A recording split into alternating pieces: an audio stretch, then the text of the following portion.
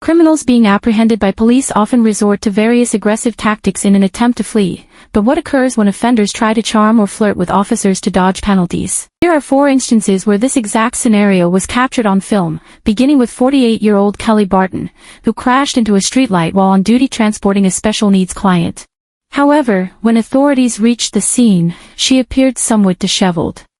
Kelly? Yes? How are you doing? Good.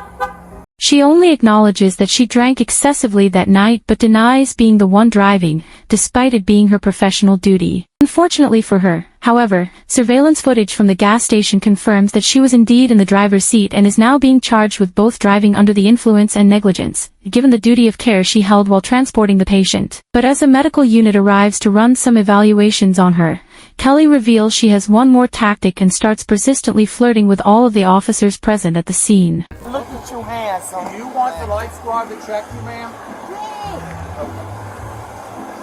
Let them do what they gotta do. Come on, boys.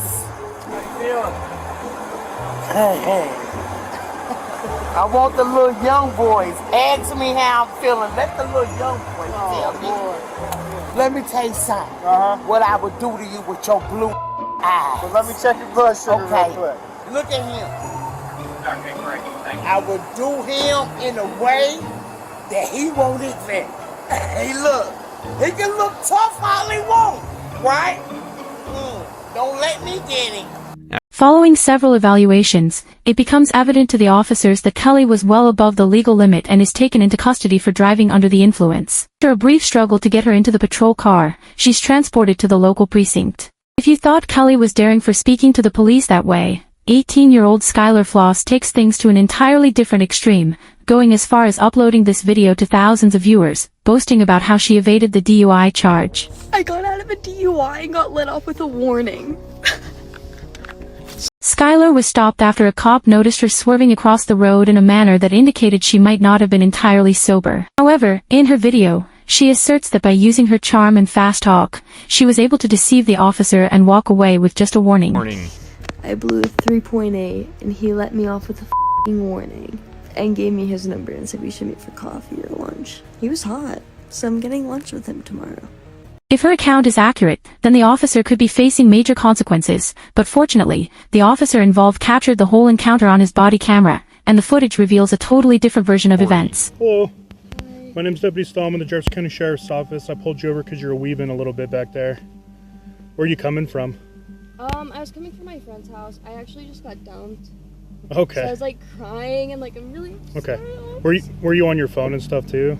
I was trying to call him to get a hold of him because my heart hurts Okay. so bad. Well, I'm just concerned that you were weaving because of alcohol, but if you're on your phone, have you been drinking or anything tonight? No? Okay. The deputy then hands Skyler a card containing the sheriff's department's contact details, but it didn't have his private number and definitely wasn't accompanied by a dinner invitation. Sounds like you're having a rough night, so I'm not going to add to that by writing you a ticket or anything, okay?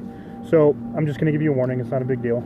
I just want to make sure you're okay. You were weaving a little bit, and I just want to make sure you're okay to operate the motor vehicle, and I believe you are. So my information's right here on the front. The reason I stopped you here is on the back. Where we were headed, get there safely, and I'm sorry you're having a bad night. Yeah, I'm just right down the street. I'm Okay. sorry. No, you're fine. Yeah, no, you don't need to apologize. I mean, you were weaving a little bit with no traffic out. I just want to make sure you're okay, that's all. Skyler's video doesn't just feature disturbing clips of her laughing and boasting about taking advantage of the officer's goodwill. It also claims she blew a 3.8 on the breathalyzer, overlooking the fact that she was never actually tested. The legal limit is only around 0.8, which already makes driving risky, but a reading of 3.8 would suggest Skyler wasn't just heavily intoxicated but near fatal, as at a level of 4.0, respiratory failure becomes likely. However, this doesn't mean Skyler was fabricating her drunken state. Additional videos later surfaced showing her guzzling tequila straight from the bottle and behaving in a highly intoxicated manner at a party just hours before she was pulled over. After being presented with this evidence, Skyler came clean and admitted to I everything. ended up getting a little too intoxicated. I was taking shots all night and I decided to make the dumb decision to get into my car and drive. She also confessed that the officer never invited her out, that was simply a lie to gain attention on social media. Despite her admission, no additional steps were taken against her or the officer who neglected to administer a test. However, the same can't be said for Lydia Badillo, who was caught attempting to smuggle 2 undocumented immigrants across the Mexican border. Once things began to unravel, she chose to try charming the officer instead. Just wait for me right here, okay? You don't have anything? I'm looking at your eyes. Sorry, sir. What? I'm looking at your eyes. Why? Because you look pretty handsome.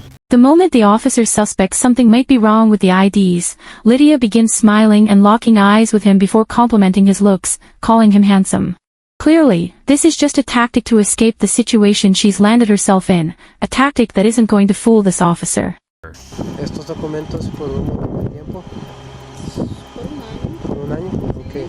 Pues son falsos, ok.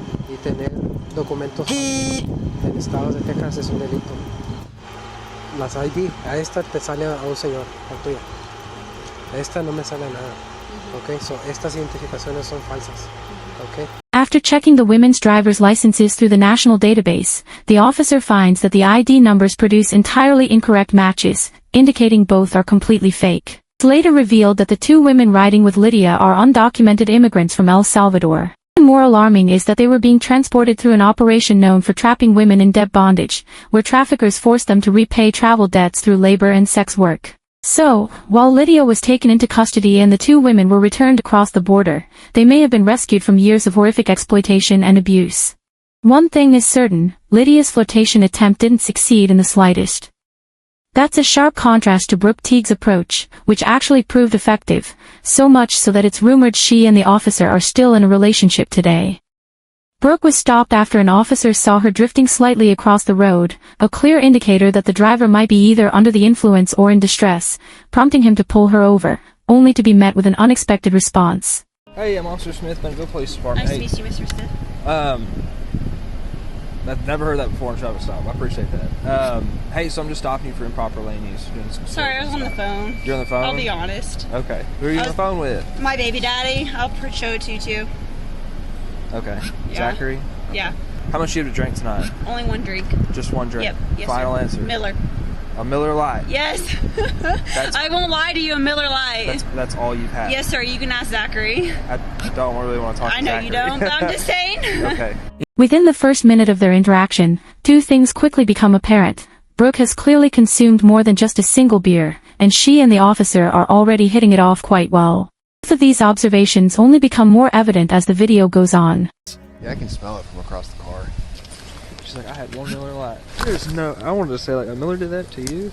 Big Miller, 128 ounce Miller. Freaking bucket of Miller.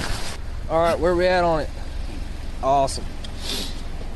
Brooke Yes. Teague. Am I saying that right? Teague? Yes. Like baseball league. Teague like baseball league. Yep. It helps people spell it because they never spell it correctly. Brooke is then escorted out to undergo a series of sobriety tests, which end up lasting much longer than expected. You're making me giggle. I'm sorry. He makes me giggle too. It's okay. Okay. I snore. I'm from Sorry. Huntsville. We're supposed to be professional. I'm from here. Huntsville. Isn't going to make me snort.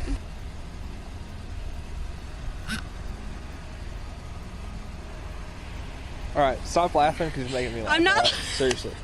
I'm giggling. I'm All right, sorry. this is a serious deal. All right. Okay. You're smiling. I can't help it. All right. Stop. Okay. I'm sorry. Unfortunately, despite all the jokes, Brooke failed all the sobriety tests and was put under arrest. How much you've actually had a drink? I've had 2 Millers. 2 Millers now? That's it? Yes, sir. You can call Mitchell, the manager.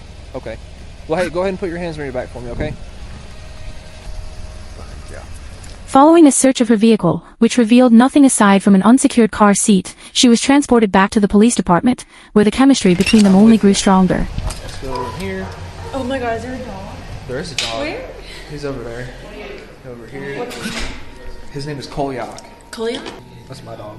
Is that your dog? What's his name? His name is Coach. Coach? I have 3 dogs. I have a Rottweiler, Great Dane, and a Mastiff. Wow. Did I go to high school with you? I don't think so. Where'd you go to high school at? Bentonville? Yeah, not me. Where'd you go?